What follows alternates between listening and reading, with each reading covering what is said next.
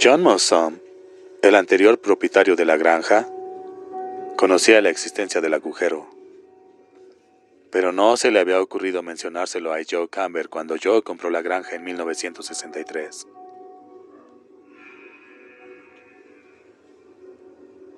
Tal vez se le hubiera mencionado como medida de precaución cuando Joe y su esposa Charity tuvieron un hijo en 1970. Pero para entonces el cáncer ya se había llevado al viejo John. Era mejor que Brett nunca lo hubiese encontrado. No hay nada en el mundo más interesante para un muchacho que un agujero en el suelo. Y este se abría a una pequeña cueva natural de piedra caliza. Tenía 6 metros de profundidad y hubiera sido muy fácil que un chiquillo travieso lograra introducirse en el mismo. Se deslizara hasta el fondo y después no consiguiera salir.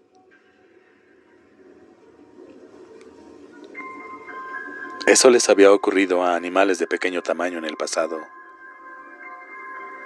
La superficie de piedra caliza de la cueva permitía deslizarse hacia abajo con facilidad, pero dificultaba la subida y su fondo estaba tapizado de huesos. Una marmota americana, una mofeta, un zorrillo, un par de ardillas listadas, un par de ardillas vulgares y un gato doméstico. El gato doméstico se llamaba Mr. Clean.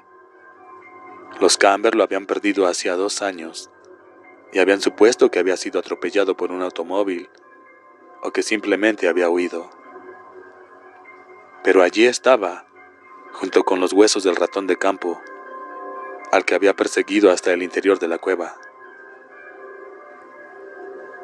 El conejo de Cuyo se había revuelto deslizándose hasta el fondo, y ahora estaba allí, temblando, con las orejas levantadas y el hocico vibrando como un diapasón, mientras los furiosos ladridos de Cuyo llenaban el lugar. El eco de los ladridos parecía que estos parecieran pertenecer a toda una jauría de perros. La pequeña cueva había atraído también a veces a los murciélagos. Nunca demasiados porque era una cueva pequeña. Si bien la aspereza de su techo la convertía en un lugar perfecto para que estos pudieran colgarse boca abajo y pasar el día durmiendo. Los murciélagos eran otra buena razón para que Brett Camber hubiera tenido suerte. Sobre todo este año. Este año los pardos murciélagos insectívoros que habitaban en la pequeña cueva eran portadores de una variedad de rabia especialmente virulenta. Cuyo había quedado atrapado por los hombros. Agitó furiosamente las patas posteriores, sin el menor resultado. Hubiera podido hacer marcha atrás y retroceder, pero aún seguía queriendo atrapar al conejo. Intuía que éste se encontraba acorralado y que lo tenía a su disposición. Su vista no era muy aguda, y de todos modos su enorme cuerpo impedía casi totalmente la penetración de la luz, y él no podía percibir la pendiente que había más allá de sus patas delanteras. Podía olfatear la humedad y podía olfatear los excrementos de los murciélagos antiguos y recientes, pero sobre todo podía olfatear el conejo, cálido y sabroso. La comida estaba servida. Sus ladridos despertaron a los murciélagos. Estos se aterrorizaron. Algo había invadido su hogar. Empezaron a volar chillando en masa hacia la salida. Pero su sistema de sonar, su sistema de radar, registró un lamentable y desconcertante hecho. La abertura de la entrada ya no existía. El depredador ocupaba el lugar de la entrada. Los murciélagos empezaron a revolotear en círculo y a descender en picado, produciendo con sus alas membranosas un rumor análogo al de unas piezas de ropa de pequeño tamaño.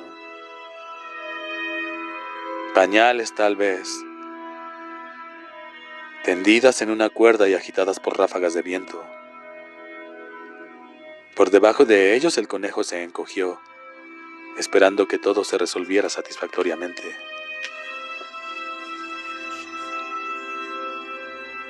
Cuyo notó el revoloteo de varios murciélagos contra el tercio de su cuerpo que había logrado introducirse en el agujero, y se asustó. No le gustaba su olor ni su rumor. No le gustaba el extraño calor que parecía emanar de ellos. Ladró con más fuerza, tratando de atrapar con la boca las cosas que estaban revoloteando y chillando alrededor de su cabeza. Sus mandíbulas se cerraron sobre un ala pardo-negra. Unos huesos más frágiles que los de la mano de un niño pequeño empezaron a crujir. El murciélago se agitó y le mordió, desgarrando la piel del sensible hocico del perro en una larga herida curva en forma de signo de interrogación. Un momento después resbaló a saltitos y bajó rodando por la pendiente de piedra caliza, ya moribundo. Pero el daño ya estaba hecho. La mordedura de un animal rabioso es más grave en la zona de la cabeza, puesto que la rabia es una enfermedad del sistema nervioso central. Los perros más vulnerables que sus propietarios humanos,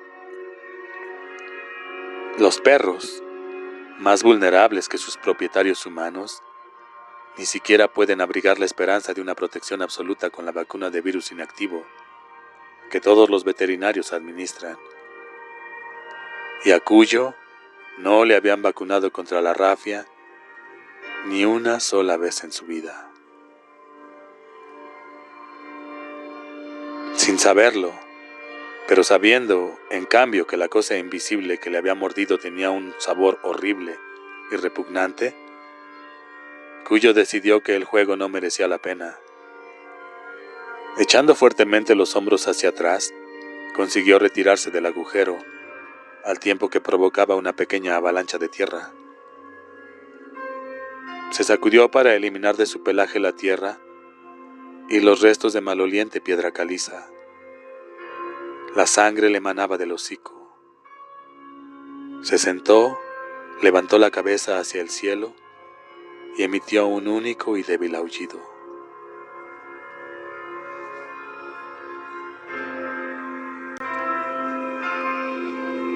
Los murciélagos abandonaron el agujero en una pequeña nube parda. Se agitaron confusamente bajo el brillo del sol de junio, por espacio de 2 segundos. Se agitaron confusamente bajo el brillante sol de junio, por espacio de 2 segundos, y después volvieron a entrar para seguir durmiendo. Eran cosas sin cerebro, y en 2 o 3 minutos olvidaron todo lo concerniente al intruso ladrador, y se durmieron de nuevo, colgados de las patas y con las alas alrededor de sus cuerpecitos de roedores, como los pañolones de las viejas. Cuyo se alejó trotando. Volvió a sacudirse. Se tocó inútilmente el hocico con la pata. La sangre ya se estaba secando y formando una costra, pero le dolía. Los perros tienen un sentido del propio yo totalmente desproporcionado en relación con su inteligencia. Y Cuyo estaba molesto consigo mismo. No quería volver a casa. Si volviera, uno de los componentes de su trinidad, el hombre, la mujer o el niño, vería que se había hecho algo. Era posible que uno de ellos le llamara perro malo, y en aquel preciso momento, él se considerara sin duda un perro malo. Por consiguiente, en lugar de regresar a casa, Cuyo bajó al arroyo que separaba las tierras de Camber de la propiedad de Gary Purvier, el vecino más próximo de los Camber. Vadeó corriente arriba, bebió mucho Se revolcó en el agua tratando de librarse del desagradable sabor que le había quedado en la boca, tratando de librarse de la tierra y del húmedo color verde de la piedra caliza, tratando de librarse de aquella sensación de perro malo. Poco a poco empezó a sentirse mejor. Salió del riachuelo y se sacudió mientras la rociada de agua formaba un momentáneo arco iris de estupefacta claridad en el aire. La sensación de perro malo se estaba desvaneciendo, al igual que el dolor del hocico. Empezó a subir hacia la casa para ver si el niño estaba por allí. Se había acostumbrado al gran autocar escolar de color amarillo que acudía a recoger al niño todas las mañanas y le devolvía a media tarde. Pero esta última semana el autocar escolar no había aparecido con sus ojos encendidos y su vociferante cargamento de niños. El niño estaba siempre en casa. Por regla general estaba en el establo, haciendo cosas con el hombre. Tal vez el autocar amarillo hubiera vuelto, tal vez no. Ya vería. Ya había olvidado el agujero y el desagradable sabor del ala del murciélago. El hocico apenas le dolía ahora. Cuyo se abrió fácilmente camino a través de la crecida hierba del campo del norte, obligando a levantar el vuelo a algún que otro pájaro, pero sin tomarse la molestia de perseguirlo. Ya había cazado bastante por hoy, y su cuerpo lo recordaba, aunque su cerebro lo hubiera olvidado. Era un San Bernardo en la flor de la vida, 5 años, casi 100 kilos de peso, y ahora, la mañana del 16 de junio de 1980, en la fase prehidrofóbica.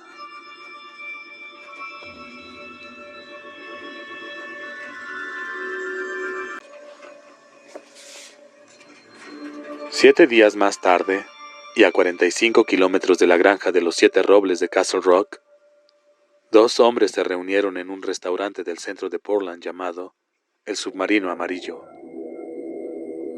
En el sub servían una amplia variedad de bocadillos gigantes, pizzas y dogwoods en bolsas libanesas. Había un billar romano automático en la parte de atrás. Había un rótulo por encima del mostrador en el que se decía que si podías comerte 2 pesadillas del sub amarillo, comerías gratis. Debajo, entre paréntesis, se había añadido el codicillo. El codicilo: si vomitas, pagas. Por regla general, nada solía apetecerle más a Vic Trenton que un bocadillo gigante de albóndigas del sub amarillo. Pero hoy sospechaba que no iba a conseguir otra cosa más que un episodio de ardor en toda regla, provocado por un exceso de acidez. Parece que vamos a perder la pelota, ¿verdad?, le dijo Vic al otro hombre que estaba contemplando su jamón danés con una acusada falta de entusiasmo.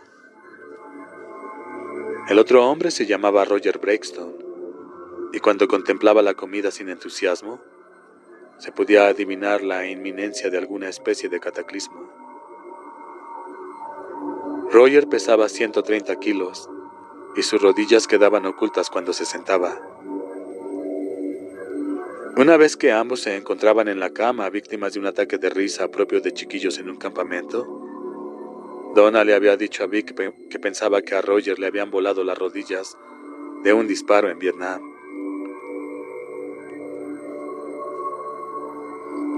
La situación parece bastante asquerosa, reconoció Roger. Parece tan cochinamente asquerosa que no te lo podrás creer, Víctor. No lo podrás creer, viejo amigo. ¿Crees de veras que haciendo este viaje vamos a resolver algo? Tal vez no, dijo Roger, pero perderemos con toda seguridad la cuenta de Sharp si no vamos. Tal vez podamos salvar algo. Quizá consigamos introducirnos de nuevo. Le dio un mordisco al bocadillo. El hecho de cerrar durante 10 días nos va a perjudicar. ¿Crees que ahora no nos estamos perjudicando? Bueno, claro que nos estamos perjudicando, pero tenemos que filmar esos spots de los Books Folks en Kennebunk Beach. De eso puede encargarse Lisa. No estoy demasiado convencido de que Lisa pueda encargarse de su propia vida amorosa. Y no digamos de los spots de la Books Folks, dijo Vic. Pero, incluso suponiendo que pueda hacerlo, la serie de los George Choice Blueberries aún está en el tejado. El Casco Bank and Trust. Ay, tienes que reunirte con el presidente de la Asociación de Corredores de Fincas de Maine. Ya, eso te corresponde a ti. Y un cuerno me corresponde a mí, dijo Vic. Me desintegro cada vez que pienso en aquellos pantalones rojos y aquellos zapatos blancos. Me dan ganas de mirar en el armario para ver si le encuentro a ese tío un cartelón de anuncios para que se lo cuelgue sobre el pecho y la espalda. No importa, y tú lo sabes. Ninguna de esas cuentas vale una décima parte que la de Sharp. ¿Qué más te puedo decir? Sabes que Sharp y el chico van a querer hablar con nosotros dos. ¿Te reservo pasaje o no? La idea de pasar fuera 10 días, 5 en Boston y 5 en Nueva York, provocaba a Vic un leve ataque de sudor frío. Él y Roger habían pasado 6 años trabajando en la agencia Ellison de Nueva York. Vic había establecido ahora su residencia en Castle Rock. Roger y Althea Breakston vivían en la cercana localidad de Bridgeton, a unos 24 kilómetros de distancia.